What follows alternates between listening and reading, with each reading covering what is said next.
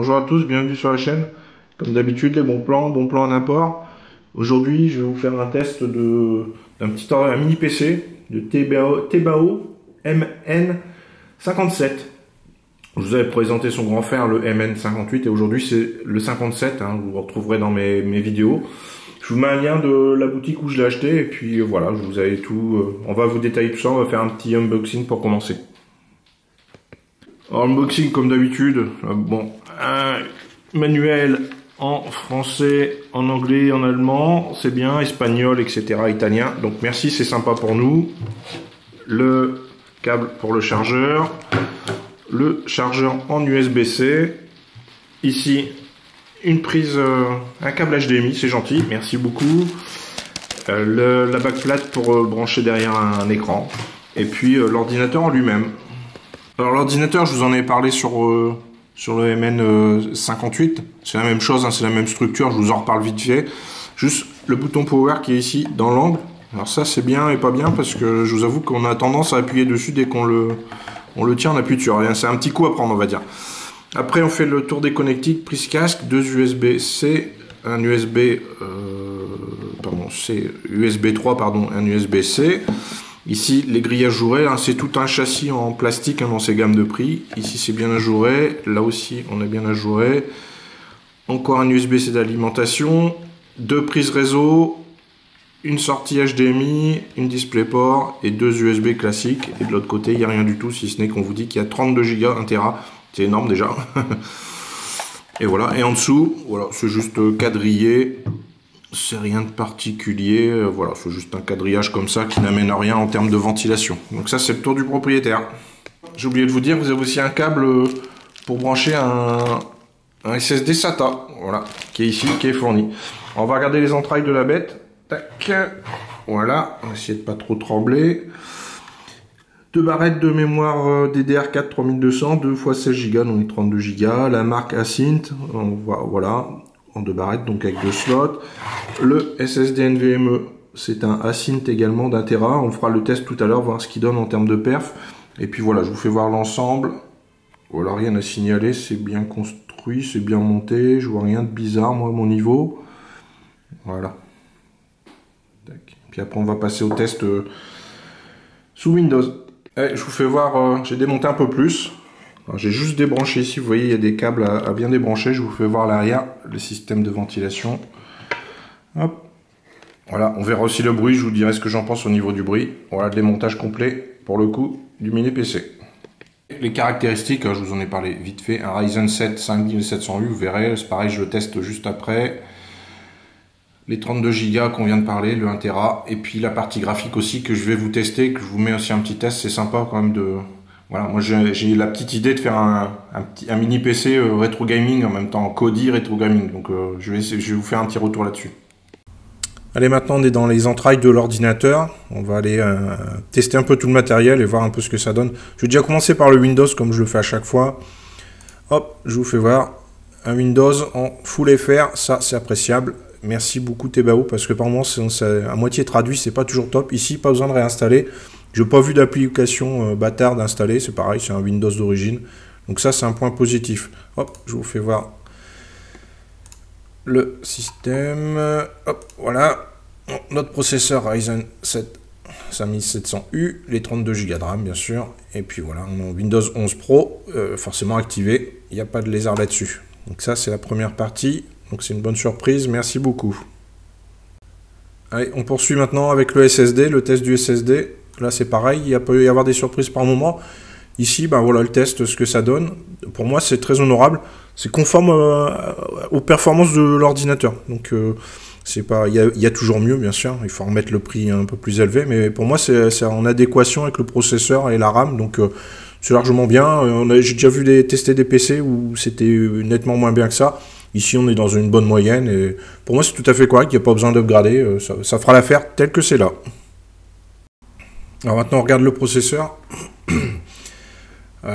Ici vous savez à chaque fois je vous passe de ce site là CPU Benchmark, c'est pour moi un bon indice de comparaison. Quand vous ne connaissez pas trop la puissance d'un ordinateur que vous voulez acheter, vous allez rechercher la puissance, il faut regarder le processeur. Il n'y a pas que le processeur dans un ordinateur, mais quand même Si le processeur est à la ramasse, le reste peut être qu'à la ramasse.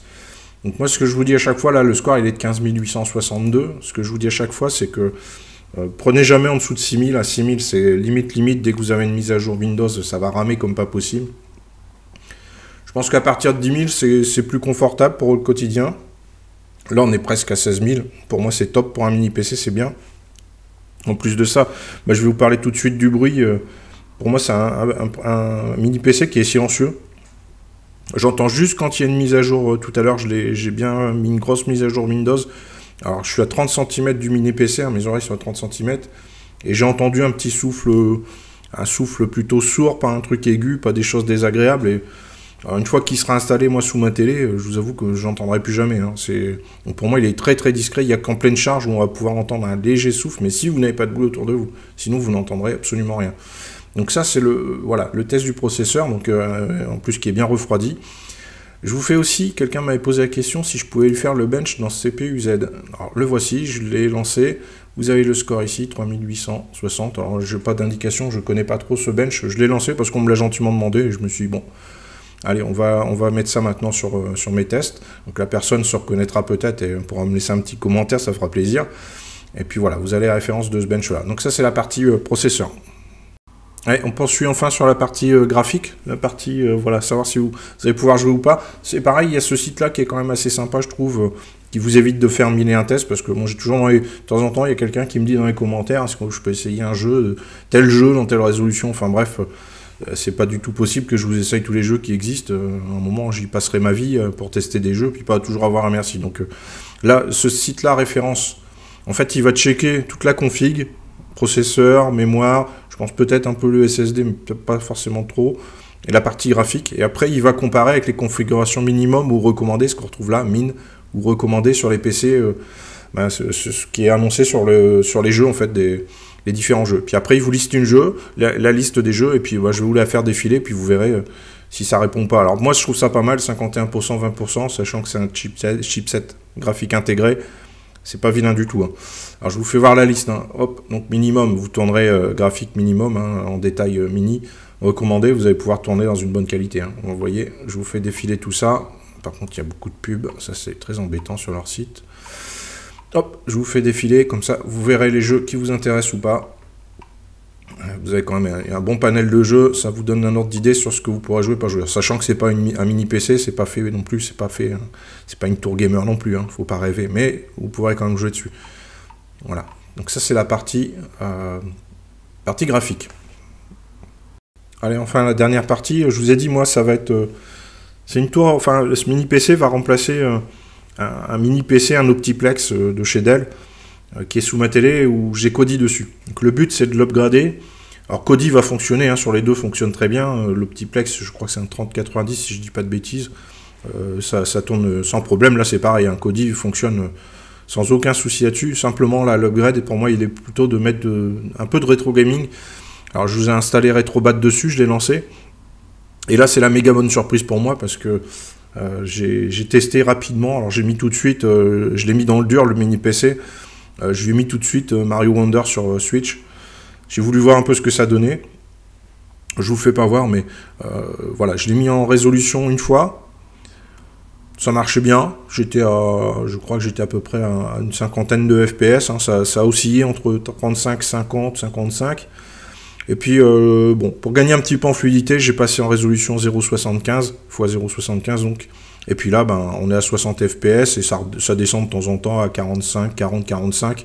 Et le jeu est hyper fluide, donc là, ça, c'est la méga bonne surprise. Parce que si ça passe sur la Switch, vous avez forcément la GameCube, la Wii, ça va tourner. PS2 ça va tourner, PS1 ça va tourner, enfin tous ces jeux-là vont tourner sans problème. Donc là c'est une méga bonne surprise.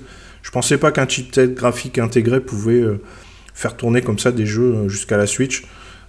Alors peut-être tous les jeux vont peut-être pas tourner de la même manière, mais en tout cas Mario Wonder c'est un jeu quand même qui nécessite un peu de ressources. Ça passe. Et donc là c'est une très bonne surprise. Voilà, c'est pour vous parler de la partie graphique, encore une fois, le processeur couplé à cette partie graphique font que on arrive à passer des jeux comme ça. Il faut savoir juste que chez Intel, C'est un peu moins bon sur la partie graphique, souvent intégrée. On n'arrive pas forcément à ce résultat, et là, le fait d'avoir un Ryzen, on est un petit peu au-dessus sur la partie graphique. Donc ça, c'est méga bon plan pour moi, enfin méga point positif pour moi, je vous le cache pas. Voilà, on arrive sur la fin du test. Vous avez vu les températures ici, je vous les ai mises.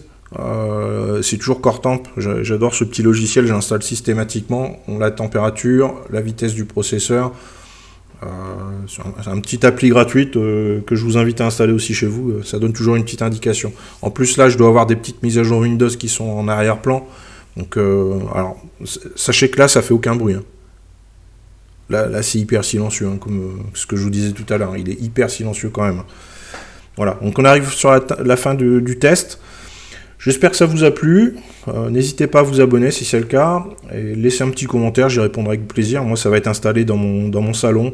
Je vais mettre un petit Kodi, une petite manette Bluetooth pour du rétrobat. Et puis, ça va tourner. Et puis, voilà, n'hésitez pas à mettre un petit like aussi, ça fera plaisir. Et puis, moi, ça m'incite à continuer mes tests et puis à vous en proposer d'autres. Et puis, ça me permet d'être un peu plus visible. Voilà.